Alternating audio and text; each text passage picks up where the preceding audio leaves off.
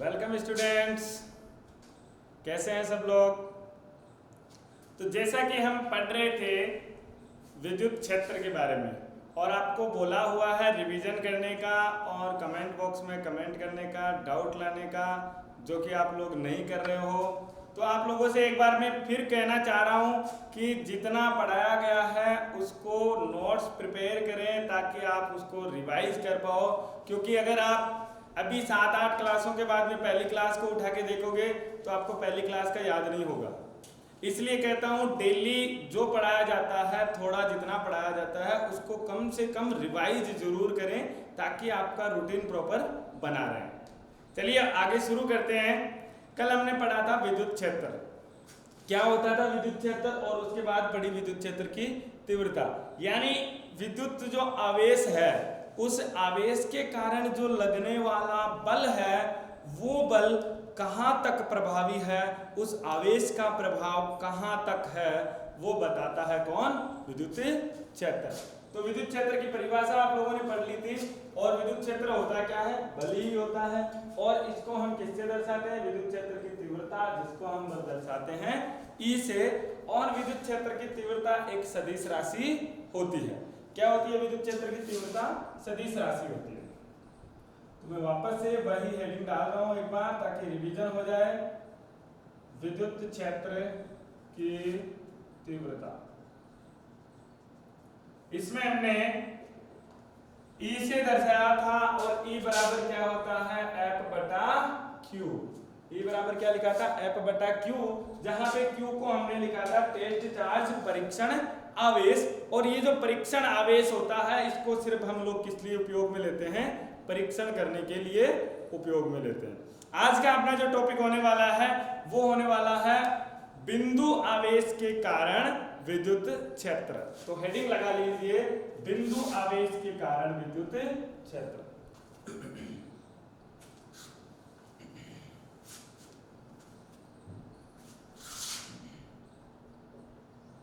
बिंदु आवेश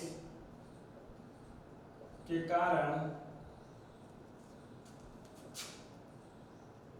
विद्युत क्षेत्र, यानी अगर कोई पॉइंट चार्ज दे रखा है, बिंदु आवेश दे रखा है, तो उस बिंदु आवेश के कारण विद्युत क्षेत्र का मान क्या होगा, विद्युत क्षेत्र की वैल्यू क्या होगी, उसकी दिशा कौन सी होगी, यदि धनात्मक है यदि ऋणात्मक है तो दिशा कौन सी होगी, वो सब बताएगा कौन, बिंदु आवेश के कारण विद्युत क्षेत्र। और विद्युत क्षेत्र को हम दर्शाते हैं किससे, ई से।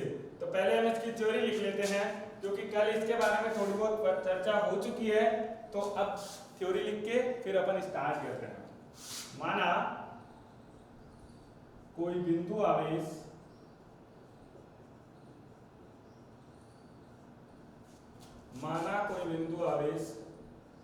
Q, माना कोई बिंदु आवेश कैपिटल Q है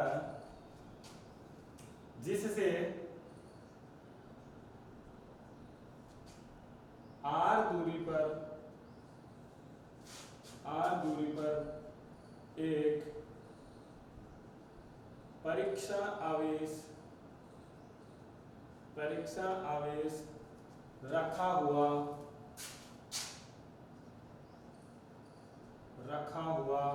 है। क्लियर है।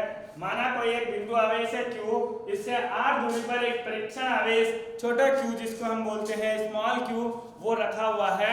तो उसके ऊपर उत्पन्न होने वाला विद्युत क्षेत्र, उसके कारण उत्पन्न होने वाला विद्युत क्षेत्र कितना हो जाएगा, तो Q के कारण उत्पन्न विद्युत क्षेत्र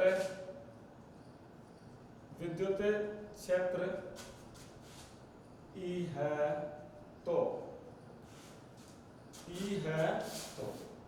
क्लियर है। हमने माना है कि विद्युत क्षेत्र कितना है, E है। तो किस तरीके से दर्शाएंगे, ये कोई बिंदु आवेश है Q और यहाँ पर एक पॉइंट चार्ज जो कि टेस्ट चार्ज है, जिसकी इकाई यूनिट है जो 1 इकाई का है, वो रखा हुआ है कहाँ पर, r दूरी पर। अगर ये r दूरी पर रखा हुआ है तो आपको पता है विद्युत क्षेत्र क्या होता है। विद्युत क्षेत्र की अगर मैं बात करूं तो विद्युत क्षेत्र होता है E बराबर F बटा Q। E बराबर F बटा Q, और ये Q क्या है? परीक्षण चार्ज, इसलिए हम इसको लिखते हैं छोटा q से। तो E बराबर हो जाएगा F बटा Q। तो पहले आपको F निकालना पड़ेगा। तो कूलाम के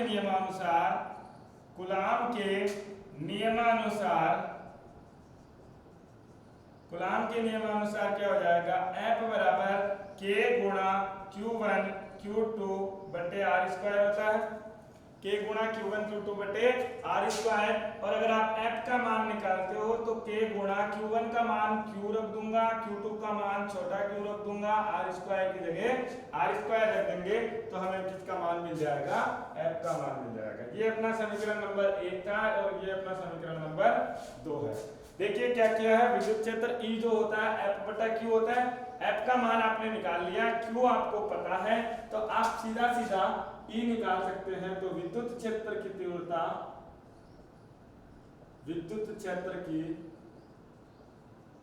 तीव्रता बिंदु आवेश के कारण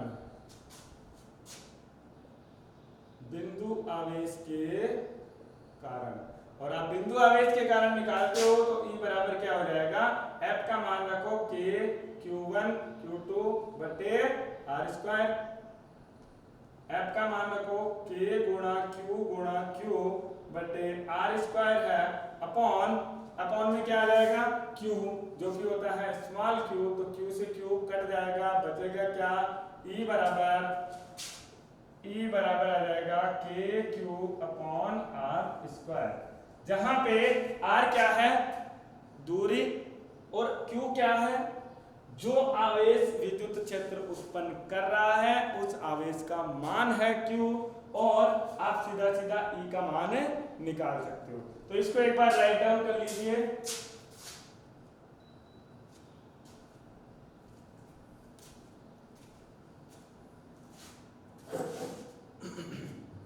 चलो देखो, यदि R का मान बढ़ता है तो क्या होगा? R का मान बढ़ेगा तो E का मान कम हो जाएगा। R का मान यदि घटता है तो E का मान घट जाएगा। क्लियर है? ये होता है विद्युत क्षेत्र किसके कारण? एक बिंदु आवेश के कारण, जिसकी तीव्रता हमने निकाली है। इसको राइट डाउन कर लिया है तो हम आगे की बात करते हैं। चलो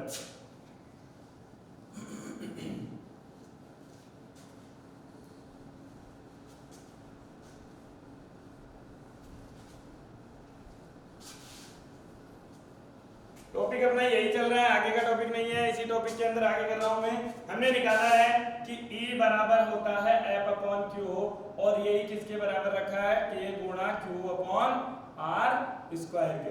ये विद्युत क्षेत्र की तीव्रता हमने निकाली है। क्लियर है? अगर आपने ये विद्युत क्षेत्र की तीव्रता निकाली है तो मुझे एक बात बताइए, इसका मात्रक भी हो सकता है कुछ ना कुछ। तो E का मात्रक और E की विमा आप अभी निकालिए, वीडियो पॉज करिए और उसके बाद यहाँ पे देखिए कि कैसे हमने फाइंड आउट किया है। तो पहले वीडियो को प्लीज पॉज करें, एक बार खुद से कोशिश करें, क्योंकि आपको F दे रखा है, Q दे रखा है, तो आपको मात्रक मिल जाएगा, और मात्रक मिल गया तो उसकी विमा भी मिल जाएगी। इसलिए विद्युत क्षेत्र की तीव्रता, या फिर इसको कभी कभार विद्युत क्षेत्र भी बोल दिया जाता है, उसका मात्रक और विमा पता कीजिए और फिर देखिए अपना सॉल्यूशन। करो जल्दी से।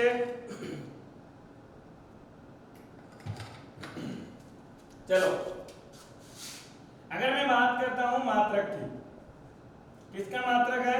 विद्युत क्षेत्र या विद्युत क्षेत्र की तीव्रता का मात्रक। और मात्रक क्या हो जाएगा? आपको पता है कि E बराबर होता है F बटा Q, और मात्रक हो जाएगा, F का मात्रक होता है बल, और बल बोलते हैं तो बल का मात्रक न्यूटन में, तो न्यूटन बटा Q का मात्रक क्या है? आवेश, और आवेश को मात्रक कूलाम, न्यूटन प्रति कूलाम, यानी न्यूटन पर कूलाम लिख सकता हूं। और अगर आपको इसको दूसरी भाषा में बदलना है, एमकेएस पद्धति में बदलना है, तो कैसे बदलेंगे? न्यूटन जो होता है वो क्या होता है? F is equal to MA, kg metre पर सेकंड स्क्वायर, kg मीटर पर second square multiply coulomb. Objective question के अंदर इस तरीके से ये पूछा जा सकता है कि निम्न में से विद्युत क्षेत्र का मात्रक नहीं है। निम्न में से विद्युत क्षेत्र का मात्रक नहीं है। और विद्युत क्षेत्र के 3 मात्रक होते हैं, ध्यान रखना 3 मात्रक। हम जब नेक्स्ट चैप्टर की बात करेंगे, सेकंड चैप्टर की, तो उसमें हम विद्युत क्षेत्र का मात्रक V/m भी निकालेंगे। क्या निकालेंगे? V/m। अगर आपको ऑप्शन में ये तीनों मात्रक दे रखे हैं और चौथा कोई और मात्रक दे रखा है, या फिर मान लो इस क्वेश्चन को इस तरीके से बना दिया, निम्न में से विद्युत क्षेत्र का मात्रक है। क्लियर है? क्या पूछा है? विद्युत क्षेत्र का मात्रक है, और उसमें आपको ऑप्शन दे दिया A, B, C और D। ऑप्शन ए के अंदर दे रखा है न्यूटन पर कूलम, ऑप्शन बी में दे रखा है केजी मीटर प्रति second square coulomb, option C के अंदर दे रखा है, क्या दे रखा है?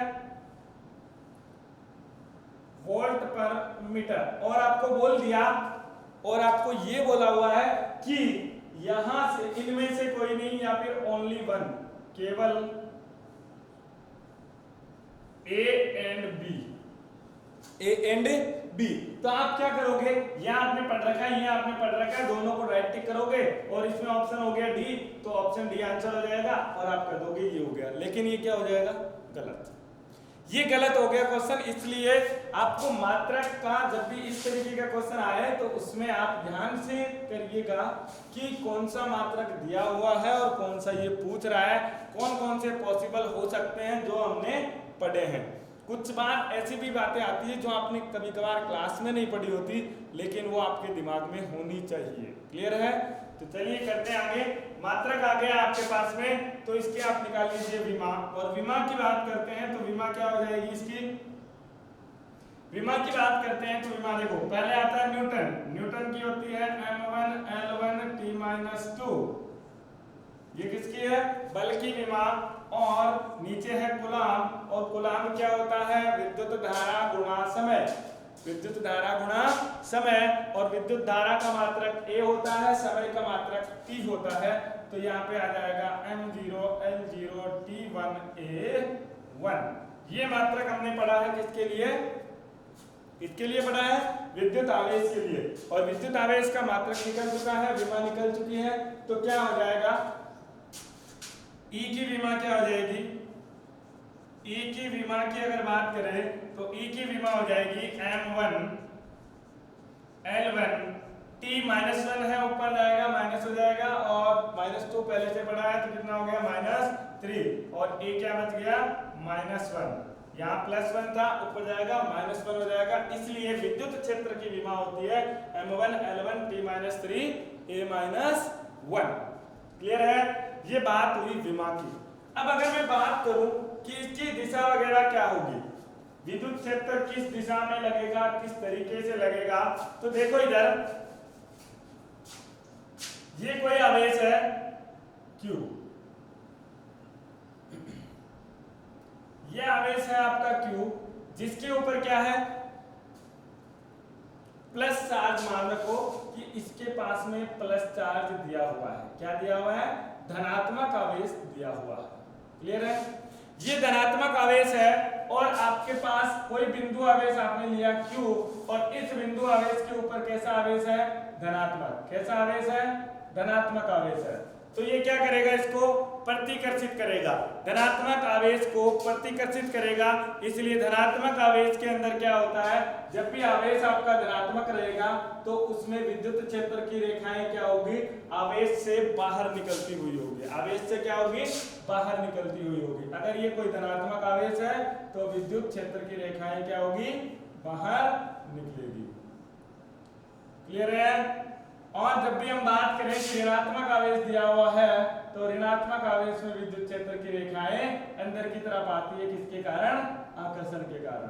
और अगर आकर्षण हो गया तो विद्युत बल रेखाएं किस तरीके से हो जाएगी? इस तरीके से क्लियर हो जाएगी।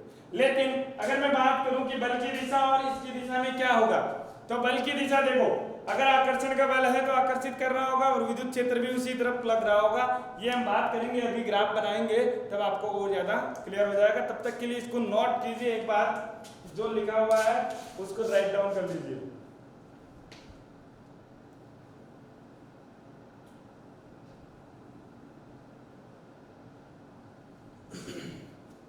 चलिए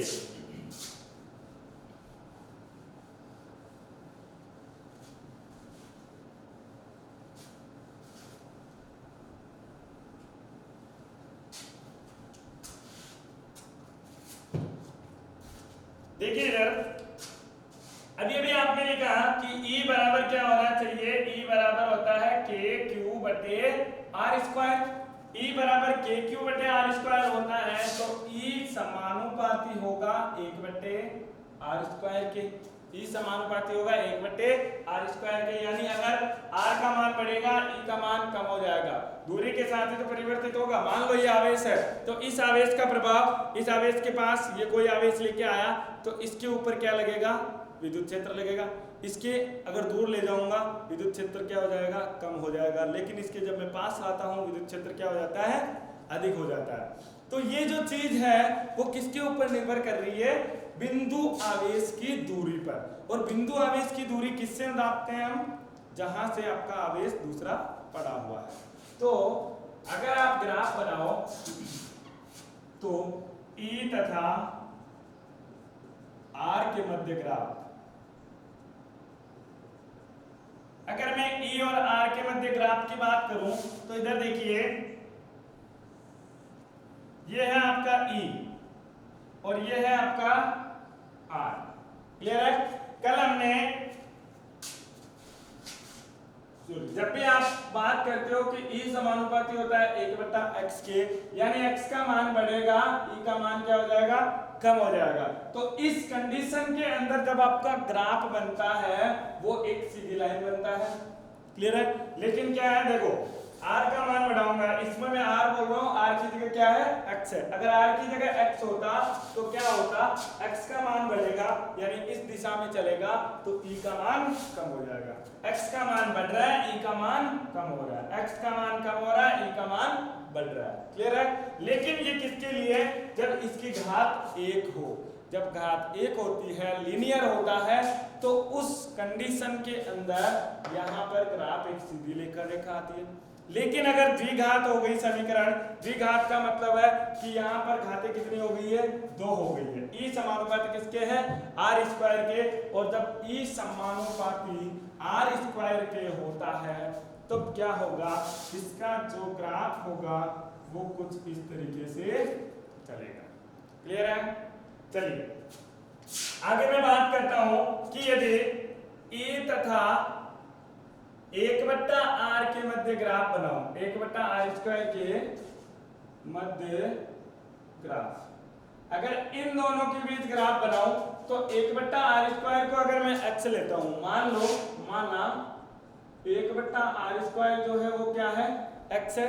1 बट्टा R स्क्वायर अगर x है तो E समानुपाती होगा x के, क्योंकि E समानुपाती किसके था, 1 बट्टा R स्क्वायर के था। 1 बट्टा R स्क्वायर को मैं क्या लिख सकता हूँ, x लिख सकता हूँ। तो E समानुपाती हो जाएगा किसके, x के।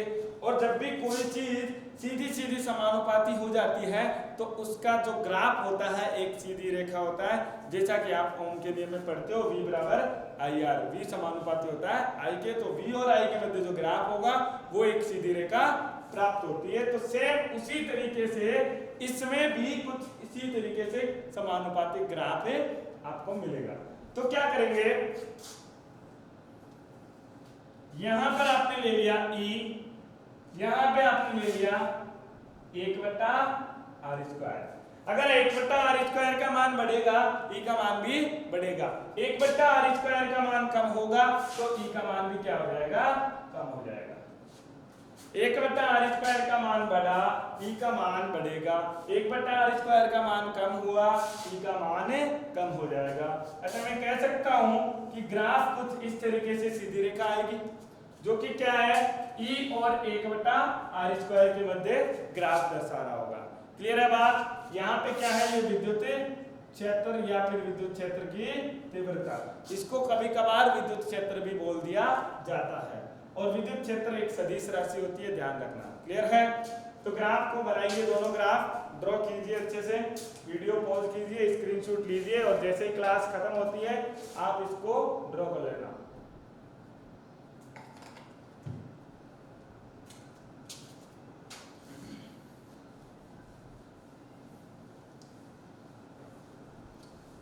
चलो, विद्युत क्षेत्र के बारे में काफी सारी बातें करी है हमने, कुछ बातें और बाकी है, पॉइंट के रूप में लिख लीजिए उनको कि विद्युत क्षेत्र की तीव्रता, विद्युत क्षेत्र की तीव्रता एक सदिश राशि है, सदिश राशि है। मात्रक आप लिख चुके हो, विमा आप लिख चुके हो, दोबारा लिखने की जरूरत नहीं है। अब इधर देखिए, विद्युत क्षेत्र की तीव्रता किस प्रकार से प्रभावित होती है।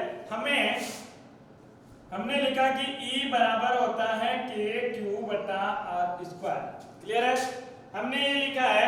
तो जब आप R का मान 0 कर दोगे, R का मान क्या कर दोगे, 0 कर दोगे, तो किसी भी संख्या में 0 का भाग देते हो तो वो क्या हो जाती है, अनंत हो जाती है। क्या हो जाती है, अनंत हो जाती है। और अनंत का मान कहीं पर भी डिफाइंड नहीं होता है, वो अनडिफाइंड होता है, वो कभी भी एक मान नहीं होता, वो संख्या नहीं हो सकती।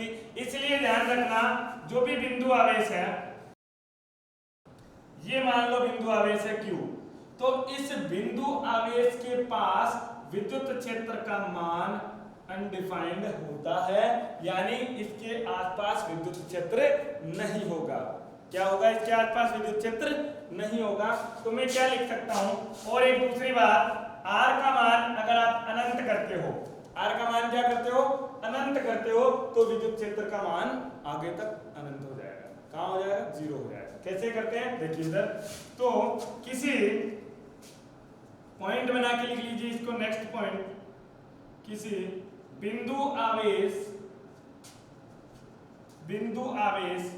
के पास विद्युत क्षेत्र की तीव्रता, या फिर आप इसको ऐसे भी बोल सकते हो कि बिंदु आवेश के ऊपर, जहां पे बिंदु आवेश रखा हुआ है उस जगह पे विद्युत क्षेत्र की तीव्रता, विद्युत क्षेत्र की तीव्रता नहीं होती है, क्लियर है। उसके नजदीक में जहां पे वो विद्युत आवेश रखा हुआ है वहां पे विद्युत क्षेत्र की तीव्रता नहीं होगी। क्यों नहीं होगी, यदि R बराबर 0 हो जाए तभी तो उसके ऊपर होगा। R बराबर 0 हो गया तो E बराबर क्या हो जाएगा, KQ बटा 0, और KQ बटा 0 क्या होता है, अनंत, और जिसको हम बोलते हैं कि ये अपरिभाषित है या फिर अनडिफाइंड होता है। इसीलिए विद्युत क्षेत्र की तीव्रता किसी भी आवेश के ऊपर नहीं मानी जा सकती है, क्लियर है। अगला बिंदु की बात करें तो अगला पॉइंट क्या है, यदि R बराबर अनंत रखो, आप R बराबर कितना रखो, अनंत रखो, यानी ये कोई भी चार्ज है, Q है, आवेश है, इस आवेश से अनंत दूरी पर ले जाओ, अनंत दूरी पर जाओगे तो वहां पे विद्युत क्षेत्र की तीव्रता कितनी आएगी। और हम ये भी कह सकते हैं कि इसका प्रभाव कितनी दूरी तक होगा, वो अगर आपको पता करना है तो आप किस तरीके से पता करेंगे। तो यदि R बराबर में अनंत लिखूं तो E बराबर क्या हो जाएगा, KQ बटा R स्क्वायर, और KQ बटा R स्क्वायर की बात करो तो E बराबर KQ बटा अनंत, और जो कि होता है 0। किसी भी संख्या में अनंत का भाग देने पर क्या मिलता है आपको, 0। अगर ये 0 मिला, इसका मतलब क्या हुआ, अतः विद्युत क्षेत्र का मान अनंत पर 0 होता है, अनंत पर 0 होता है।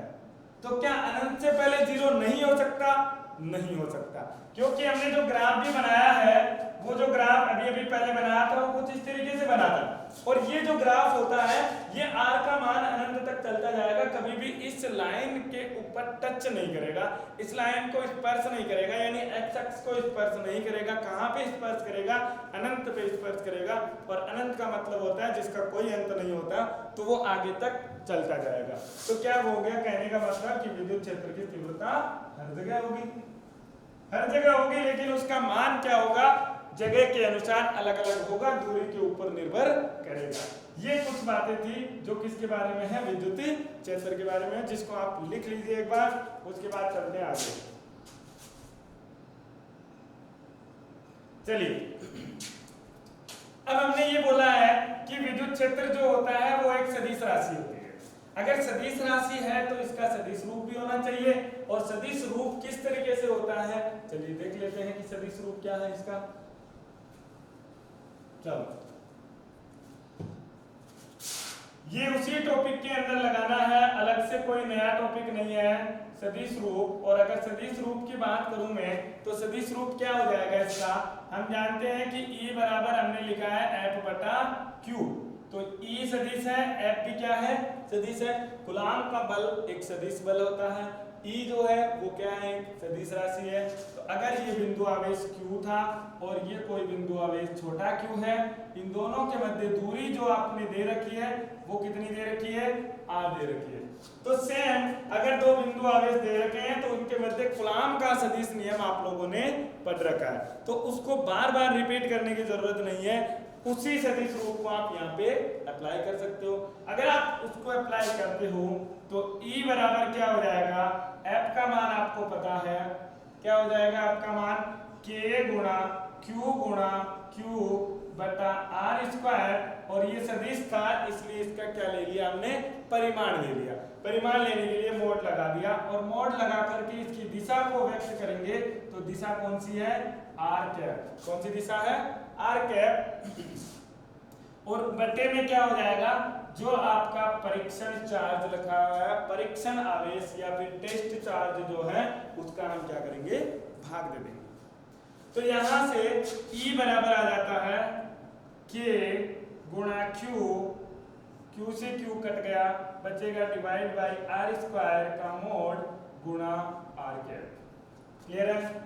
इसको अगर आप आगे सरल करते हो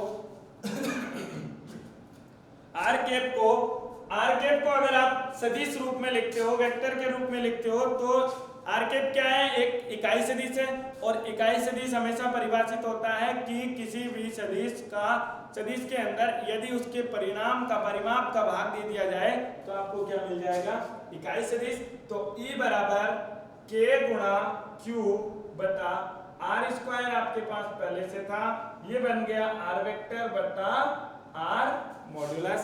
और अगर इसको और इसको आप दोनों को एक साथ लिखोगे तो E बराबर क्या हो जाएगा, KQ बटा R मोड का क्यूब गुणा R वेक्टर। ये है आपका सदिश रूप किसका, विद्युत क्षेत्र की तीव्रता का। मुझे कई लोग क्वेश्चन पूछते हैं कि सर ये E बराबर KQ बटा R क्यूब दिया हुआ है, तो क्या यहाँ से E समानुपाती 1 बटा R क्यूब होता है, E समानुपाती 1 बटा R क्यूब।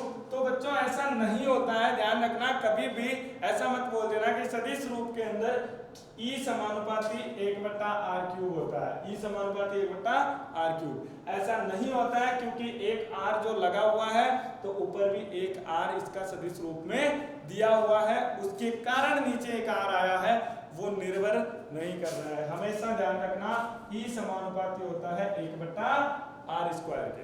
क्लियर है, राइट डाउन कर लीजिए इसको एक बार। ये था इसका सदिश रूप।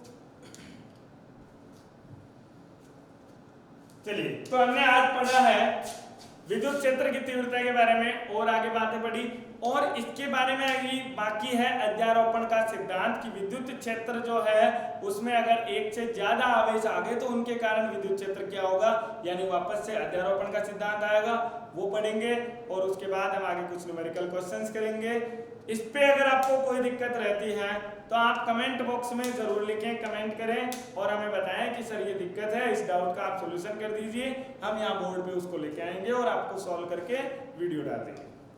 तब तक के लिए थैंक यू वेरी मच।